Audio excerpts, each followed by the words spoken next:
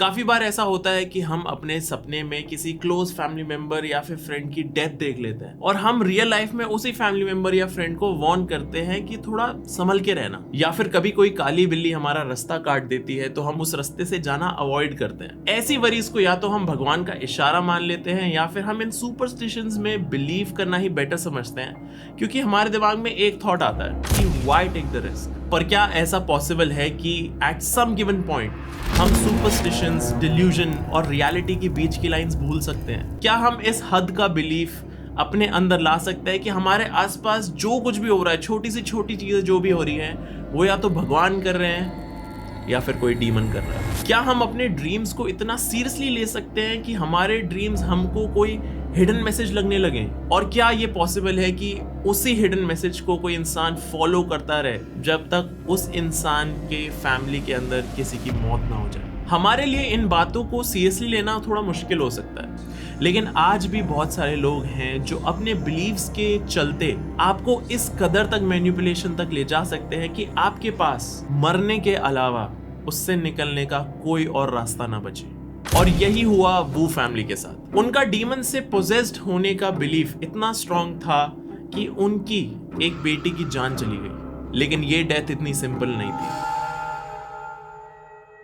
एक दिन अचानक से मिस्टर वू ने अपने नेबर के गेट पे जाके नॉक किया और उनसे कहा कि जल्दी से एक एम्बुलेंस को बुलाओ। नेबर ने काफी घबराहट में गेट खोला ये पूछने के लिए कि हुआ क्या है, लेकिन जैसे ही गेट खुला मिस्टर वू वहां से गायब। नेबर को समझ ही नहीं आया कि हो क्या रहा है और इतना बूढ़ा आदमी एकदम से कैसे गायब हो सकता है। वो नेबर जब चेक करने के लिए वू फैमिली के घर पहुंचा तो उसने जब वू फैमिली के घर का गेट खोला तो वहां मक्खियां भिनभिना रही थी। वो नेबर जब घर के अंदर घुसा तो वो बहुत ज्यादा डर गया। उस नेबर ने कुछ ऐसा देख लिया था जिसने उसके होश ही उड़ा दिए थे। वो नेबर इतना ज्यादा डर गया था, उसने उस घर की स्मेल को महसूस करा और दीवारें देखी और वहां पे उसने देखा कि घर के अंदर एक डेड बॉडी पड़ी हुई है।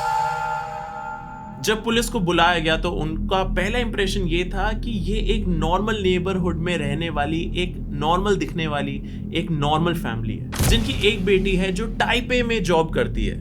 टाइपे एक जगह है, वहां पे वो लड़की जॉब करती थी। उस घर की दूसरी बेटी नर्स थी, जो तीसरी बेटी थी वो कॉलेज में थी और जो उनका एक लौता बेटा था वो एक प्रिंटिंग हाउस में काम करता था। तो सवाल ये आता है कि ऐसा क्या हुआ था उस घर की चार दीवारों के अंदर जिसकी वजह से वो फैमिली की इमेज पुलिस वालों के साथ साथ सारे नेबरहुड में काफी ज्यादा बदल गई थी? ऐसा क्या हुआ था उस घर में कि हर एक इंसान वो फैमिली से डरने लगा था? पुलिस को और बाकी लोगों को अंदाजा भी नहीं था कि वो फैमिली के कैसे कैसे सीक्रेट्स बाहर आने वाले हैं।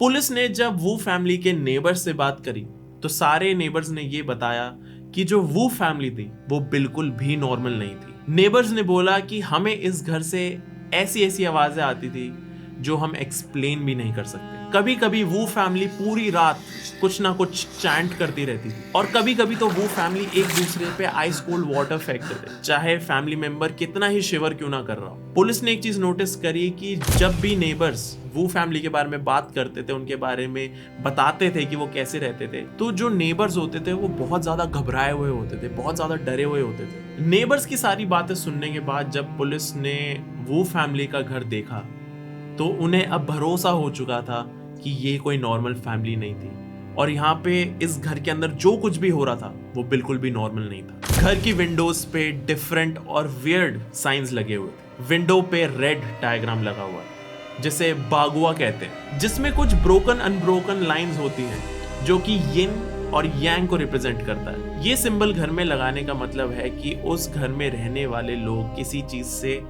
या किसी पावर से प्रोटेक्शन सीख कर रहे थे। डायग्राम कार्व्ड ब्लैक क्लोथ्स उनकी विंडो के बाहर फ्लैग की तरह लटके हुए थे, जैसे कोई घोस्ट वहां पे लटका हुआ हो। मतलब उस घर के अंदर एक जगह ऐसी नहीं होती थी जहां पे ऐसे प्रैक्टिस में यूज होने वाले सिंबल्स ना हो। पूरा फ्लोर राइस और सॉल्ट से ढका हुआ, पूरे घर में मक्खियां घूम रही थी। ये सब कुछ तुम्हें वियर्ड लग रहा होगा, बट वेट, जैसे ही पुलिस डाइनिंग टेबल की तरफ गई तो टेबल बिल्कुल सेट था और बर्तन में ह्यूमन फीसिस और यूरिन सर्व किया हुआ था।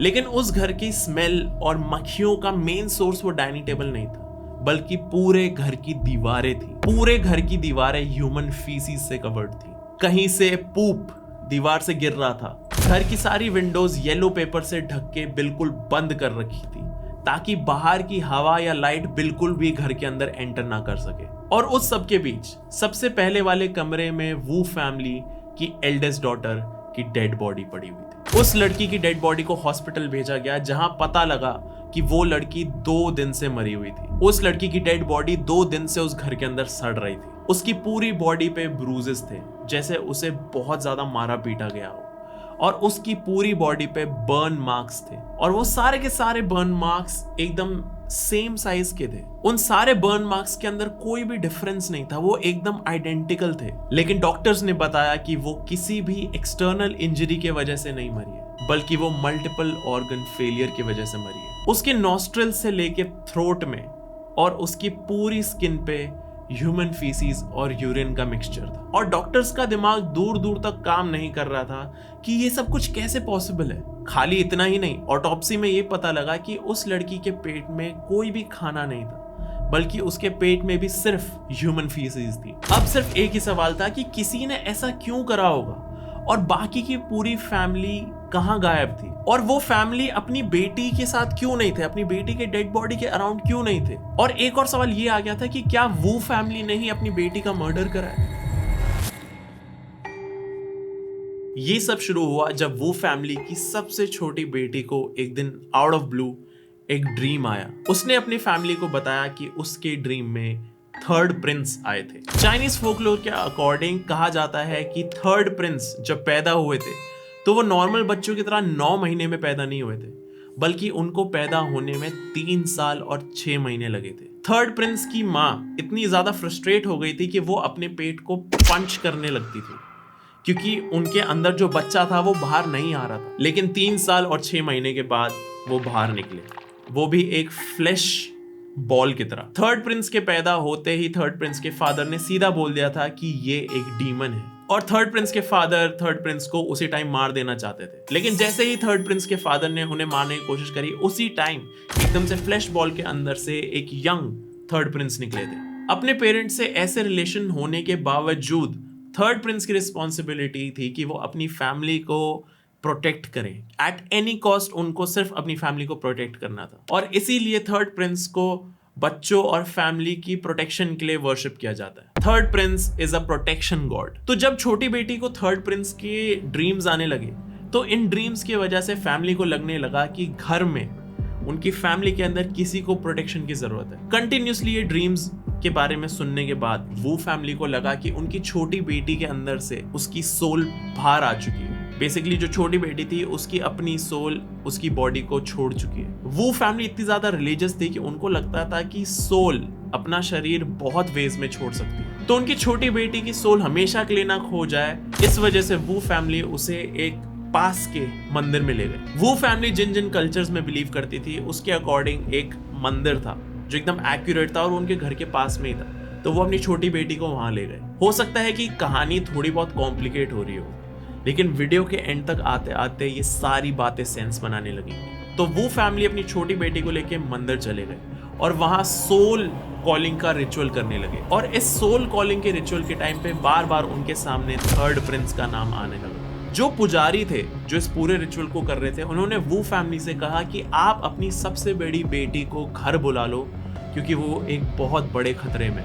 वो बेटी जिसका इन सारी बातों से कोई भी लेना देना नहीं था, जिसको ये तक नहीं पता था कि घर के अंदर हो क्या रहा है, वो एकदम से खतरे में कैसे हो सकती है। वो फैमिली थर्ड प्रिंस को बहुत ज्यादा मानती और इस वजह से वो इस वार्निंग को बिल्कुल भी हल्के में नहीं ले सकते थे। जो वो फैमिली में मदर थी, उसने बड़ी बेटी को कॉल करा और घर वापस आने को कहा। मदर ने सबसे बड़ी बेटी से सीधा सीधा कहा कि अगर तुम अभी भी टाइपे में रही, जहाँ पे सबसे बड़ी बेटी रहती थी, काम करती थी, उसकी पूरी लाइफ वहीं पे सेट थी। लेकिन मदर ने जब कॉल करा बड़ी बेटी को, तो उन्होंने सीधा सीधा कहा कि अगर तुम और ज्यादा देर टाइपे में रही तो तुम्हारे साथ कुछ बहुत बुरा हो सकता है, तो तुम सीधा सीधा घर आ जाओ। ये सारी बातें मदर वू ने बड़ी बेटी को कॉल पे बताई। माँ का ऐसा कॉल आते ही कोई भी बच्चा पैनिक कर सकता। बड़ी बेटी ने भी पैकिंग करनी स्टार्ट कर दी और जैसे ही वो पैकिंग कर रही थी, पैकिंग करते करते उसके घर की डोरबेल बजी। बड़ी बेटी ने जाके दरवाजा खोला और वहां पे उसकी मदर खड़ी हुई। मदर को पूरी थर्ड प्रिंस वाली वार्निंग बहुत ज्यादा सीरियस लगी और वो बिल्कुल भी पेशेंस नहीं रख पा रही थी, तो वो इस वजह से बड़ी बेटी को खुद ही लेने चली गई। तो जब बड़ी बेटी अपने घर आ गई थी तो after a very long time पूरा परिवार एक साथ था। जब पहला दिन था कि पूरा परिवार साथ में था, तो पहले दिन घर का माहौल बहुत सही था, लेकिन उस घर में पहली रात होते ही बड़ी बहन को पता लग गया था कि वो सच में खतरे में है और अब उसके साथ कुछ बहुत बुरा होने वाला है। पहली ही रात वो जोर जोर से चिल्लाने लगी। उसे ऐसा लगने लगा कि सपने में कोई उसे कर रहा है और इसके बाद हर रात उस लड़की को यही सब कुछ फील होने लगा, जिसकी वजह से वो बिल्कुल भी नहीं सो पाती थी। कुछ टाइम में स्लीप डिप्राइव्ड होने की वजह से वो खुद को ही स्लैप और पंच करने लगती थी। वो फैमिली की छोटी बेटी की तरह बड़ी बेटी को भी मंदिर ले जाया गया। लेकिन इस बार वो फैमिली की एक थ्योरी थी, एक बिलीफ था कि ये सब इसलिए हो रहा है क्योंकि कुछ टाइम पहले उन्होंने अपने घर के अंदर जो थर्ड प्रिंस का स्टैचू था उसकी जगह चेंज कर दी थी, जिसकी वजह से कोई नेगेटिव या फिर डिमोनिक एंटिटी उनके घर के अंदर एंटर कर चुकी है। उन्होंने थर्ड प्रिंस के स्टैचू को वापस वहीं रख दिया जहां से उस स्टैचू को हटाया गया था और उसके बाद सब कुछ ठीक हो गया, ऐसा उन्हें लगा। कुछ टाइम सब नॉर्मल होने के बाद उनकी बेटी अब वापस जॉब पे जाने के लिए तैयार हो गई थी, वापस टाइप पे जाने के लिए तैयार हो चुकी थी। लेकिन उसके जाने से कुछ दिनों पहले ही बड़ी बेटी के पास एक कॉल आया। किसी को ये नहीं पता कि उस टाइम पे वो किससे बात कर रही थी या फिर कॉल किसका आया था, लेकिन जैसे ही कॉल कट हुआ उसने अपने फैमिली की तरफ देखा और ये कहा, I am the goddess of mercy. Goddess of mercy होना कोई बुरी बात नहीं है। एक्चुअली गॉडेस ऑफ मर्सी सबसे काइंडेस्ट डिएटी है। वो फैमिली को ये सुन के लगा कि अब उनकी बड़ी बेटी इंसान और भगवान के बीच का स्पिरिचुअल मीडियम बन चुकी है। लेकिन नॉर्मल लाइफ में कोई स्पिरिचुअल मीडियम बनना कोई आम बात नहीं है। Spiritual mediums feel the need to harm themselves. Spiritual medium जब टैलिस्मानी पेपर पे चार्म्स लिखते हैं तो वो अपने टंग को कट करते हैं और जो कट से ब्लड निकलता है उससे वो टैलिस्मानी पेपर पे चार्म्स लिखते हैं। They even pin flags to their skin. वो आयरन रॉड्स को लेके अपने मुंह के आर पार कर देते हैं क्योंकि वो बिलीव करते हैं कि वो स्पिरिट्स हैं। वो एंसेस्टर्स और डेटीज को चैनल करते हैं और उनसे पोजेस्ड होते हैं। और जो भी लोग अपने आप को स्पिरिचुअल मीडियम मानते हैं या फिर स्पिरिचुअल मीडियम बन चुके होते हैं, उनको कोई भी पेन फील होना बंद हो जाता है क्योंकि वो ह्यूमन फॉर्म से आगे बढ़ चुके होते हैं। I hope you understand. और अब वही हार्म सिस्टर वू ने अब अपने साथ करना शुरू कर दिया था। खुद को स्लैप और पंच करना इस पॉइंट पे काफी नॉर्मल हो चुका था। वो अपना सर जोर जोर से दीवार में मारती थी, अपने नेल से खुद को इतनी जोर से स्क्रैच करती थी कि उसकी स्किन पील ऑफ होने लगती थी। वो फैमिली अब काफी कंसर्न थी क्योंकि उन्हें लग रहा था कि ये बिहेवियर गॉडेस ऑफ मर्सी का तो नहीं है। और अब उन्हें ये शक होना शुरू हो गया था कि जो कुछ भी उनकी बड़ी बेटी के अंदर है वो शायद एक डीमन हो सकता है।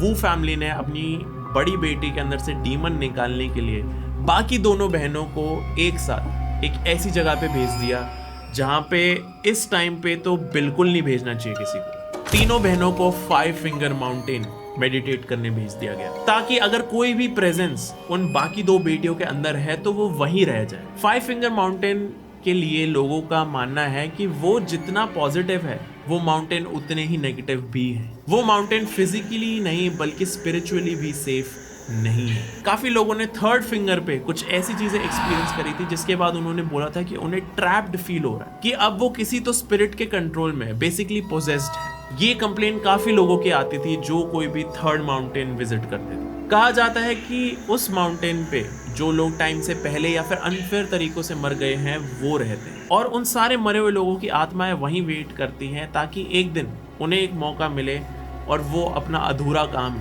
कर पाए या फिर रिवेंज ले पाए। और ऐसी जगह पे ऑलरेडी पोजेस्ड लड़कियों को भेजना तो बहुत ही खराब डिसीजन था वो फैमिली की तरफ से। और इस एक्शन का जो रिजल्ट होने वाला था वो फैमिली बिल्कुल भी एक्सपेक्ट नहीं कर सकती। तीनों सिस्टर्स के जाने के बाद अब मिस्टर वू और मिसेस वू और उनके बेटे ने डिसाइड किया कि अब वो पूरे घर को क्लेंस करेंगे। उनको लगा कि अब उन्हें पूरे घर को क्लेंस करना पड़ेगा ताकि घर में जो भी नेगेटिव पावर है वो सिस्टर्स के वापस आने तक घर के बाहर निकल जाए।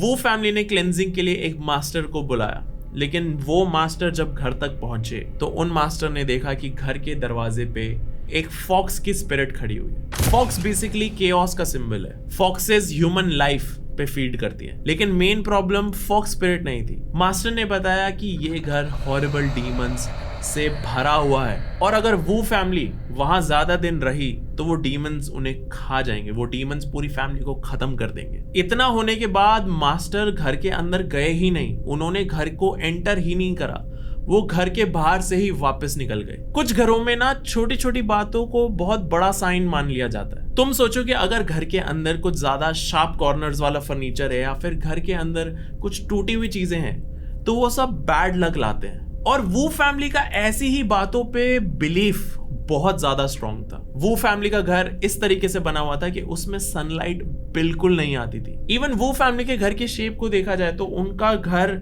ऐसे डिजाइन था कि वो घोस्ट और डीमंस को बहुत ज्यादा अट्रैक्ट कर सकता था। तुम्हें एक फैक्ट बताता हूं कि अगर तुम्हारे आसपास कोई घर या फिर तुम्हारा खुद का घर टी पॉइंट पे है और तुम गुड और इवल में मानते हो तो उस घर से बहुत दूर रहो। टी पॉइंट पे बना हुआ घर बहुत ज्यादा एक्सट्रीम लेवल की नेगेटिविटी, घोस्ट और सिकनेस अट्रैक्ट करता है और वो फैमिली का घर ऐसे ही एक टी पॉइंट पे बना हुआ था। जो मास्टर थे जिनको बुलाया गया था घर को क्लेंस करने के लिए, उन्होंने वो फैमिली को बताया कि ऐसा घर जो टी पॉइंट पे बैठा हो उस पे कंटिन्यूसली इतनी नेगेटिव एनर्जी अटैक करती रहती है कि जो भी इंसान उस घर के अंदर रहता है उसकी स्पिरिट बहुत ज्यादा थक जाती है। और जब कोई भी इंसान ऐसे घर में रहता है तो वो बहुत वल्नरेबल रहता है क्योंकि डीमंस और बाकी सारी स्पिरिट्स उस टी पॉइंट वाले घर के अंदर एंटर करती रहती है और उस टाइम पे उस घर के अंदर रह रहे इंसान का पोजेस्ड होना बहुत ज्यादा आसान हो जाता है। इन सब का मेन रीजन ये था कि अगर आप बहुत ही अपर लेवल पे स्पिरिचुअलिटी या रिलीजियसनेस में बिलीव करते हो तो नेगेटिविटी भी आपको उसी लेवल पे अट्रैक्ट करेगी।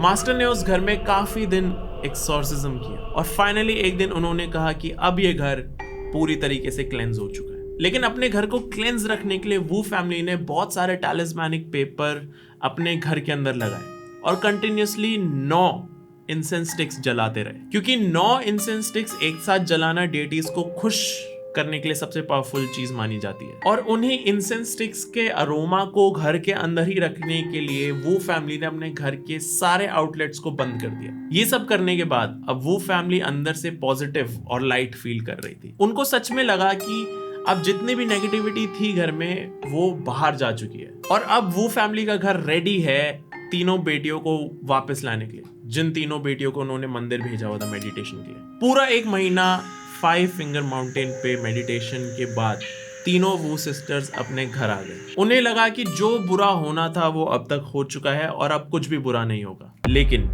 कुछ दिन के बाद एक रात तीनों बहनें रात में उठी और इनकैंटेशंस चैंट करने लगी।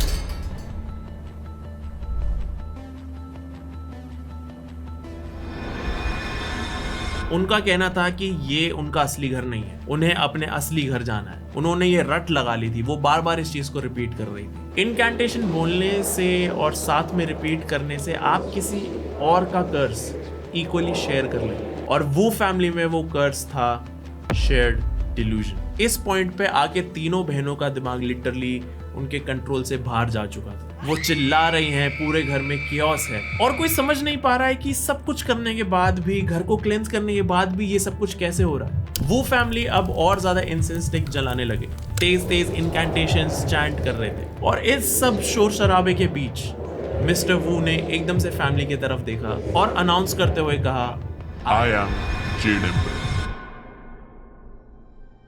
एक सेन आदमी जो अब तक पूरी सिचुएशन को हैंडल कर रहा था अब उसने भी अपना कंट्रोल लूज कर दिया। Mister Wu also lost his mind and उन्होंने कहा, I am the Jade Emperor. Jade Emperor एक ऐसी डीएटी है जो यूनिवर्स पे अल्टीमेट अथॉरिटी रखते हैं, जिन्हें काफी कंपैशनेट, मर्सीफुल और फेयर माना जाता है और अब मिस्टर वू उनसे पोजेस्ड। ये सुनते ही मिसेस वू खड़ी हुई। उनकी बेटियों ने तो अपना दिमाग, सोल खो ही दिया था और अब उनके पति ने भी। और अगली चीज जो मिसेस वू ने बोली वो ये थी, I am the Queen Mother of West, जो जेड एम्परर की वाइफ थी और वो सबसे एंशिएंट और पावरफुल गॉडेस थी जो अकेले एक इंसान के लाइफ स्पैन का डिसीजन ले सकती है, क्योंकि क्वीन मदर ऑफ वेस्ट के पास क्रिएशन एंड डिस्ट्रक्शन और डेथ का फुल कंट्रोल है। अब मिस्टर वू जेड एम्परर हैं, Mrs Wu Queen Mother of West हैं। सबसे बड़ी बेटी क्वीन ऑफ मर्सी है। जो दूसरी बेटी है वो 7th फेरी बन चुकी है, जो जेड और क्वीन मदर की यंगेस्ट डॉटर है। जो सबसे छोटी बेटी थी वो 3rd प्रिंस बन चुकी थी। एट दिस पॉइंट उस घर में अकेले बेटे को छोड़कर सब पोजेस हो चुके थे। हर एक फैमिली मेंबर ने अनाउंस कर दिया था कि वो अलग अलग डीएटी है। एक तरीके से देखा जाए तो अलग अलग डीएटीज ने सारे घर के मेंबर्स को एक एक करके पोजेस कर लिया था। और तभी वहां केओस के बीच एकदम से आवाज आई, I am the drunken monk.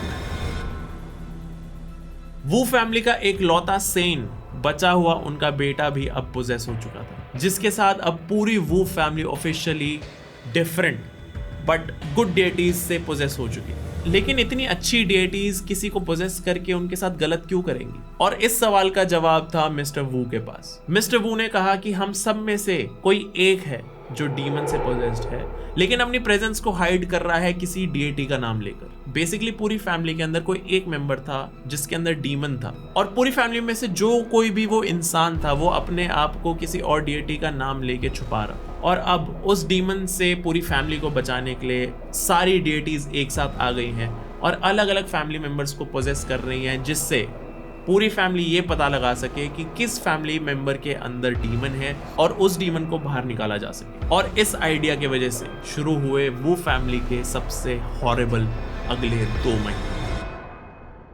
अगले 2 महीने वो फैमिली ने डीमन को बाहर निकालने के लिए एक्सट्रीम स्टेप्स उठाए, जिनके चलते उनकी सबसे बड़ी बेटी की मौत हो गई थी। अब पुलिस के पास बहुत सारे क्वेश्चंस थे, जिनको समराइज करके मेन क्वेश्चन ये था कि आखिर पिछले 2 महीने में इस घर में ऐसा क्या हुआ जिसकी वजह से उनकी बेटी की मौत हो गई, जिसकी वजह से पूरी वो फैमिली को घर छोड़ के जाना पड़ा। और इस सवाल का जवाब सिर्फ वो फैमिली के पास था। पुलिस को 3 दिन लगे पूरी वो फैमिली को ढूंढने में, और वो फैमिली उन्हें कहाँ मिली? उसी मंदिर में जहाँ पे वो अपनी बेटियों को छोड़ के आए थे मेडिटेट करने के लिए। पुलिस ने जैसे ही वो फैमिली को पकड़ा तो उन्होंने देखा कि पूरी फैमिली के हाथ पैरों पे बर्न मार्क्स थे, सेम वही बर्न मार्क्स जो उनकी सबसे बड़ी बेटी की डेड बॉडी पे थे। जब पूरी वो फैमिली को पकड़ लिया गया तो मिस्टर वू ने कहा कि वो पुलिस को कुछ भी नहीं बता सकते, वरना डीमंस पुलिस को हॉन्ट करने लगेगी। सिंपल वे में कहा जाए तो अगर कोई भी पुलिस वाला पूछताछ करता है कि घर के अंदर क्या हुआ था,